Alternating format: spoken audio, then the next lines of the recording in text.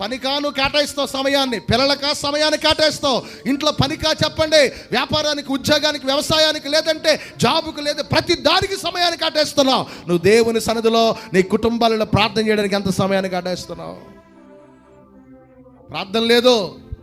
ప్రార్థన లేదు కాబట్టి తెగుళ్ళు సంభవిస్తున్నాయి. ప్రార్థన లేదు కాబట్టి చీకటి వారి కుటుంబాలను ఆవరిస్తూ ఉంది. ప్రార్థన లేదు కాబట్టి అనేకమైన సమస్యలు, పాపముతో కూడిన క్రియలు, కార్యాలు వారి జీవితాలను చెప్పండి వెంబడిస్తున్నాయండి. ఒక మాట జ్ఞాపకం చేస్తాను, నీ తల్లిదండ్రులు నీ కోసం ఎంత ప్రార్థన చేస్తే ఈరోజు నువ్వు ఈ స్థితిలో ఉన్నావు తెలుసా? మరి నీ బిడ్డల కోసం ఎవరు చేస్తారు ప్రార్థన? మీ తాత, మీ మామ నీ కోసం ప్రార్థన చేశారు కాబట్టి, నీ తల్లిదండ్రులు అడిగారు కాబట్టి నీకు ఒక మంచి కుటుంబాన్ని దేవుడు ఇచ్చాడు, నీ స్థితిని దేవుడు మార్చాడు, నీ బ్రతుకును దేవుడు మార్చాడు, నీ జీవితాన్ని, నీ భవిష్యత్తును ఆశీర్వదించాడు. మరి నీ బిడ్డల కోసం నువ్వు ప్రార్థన చేయకపోతే ఆ బిడ్డలను దీవించబడతారు?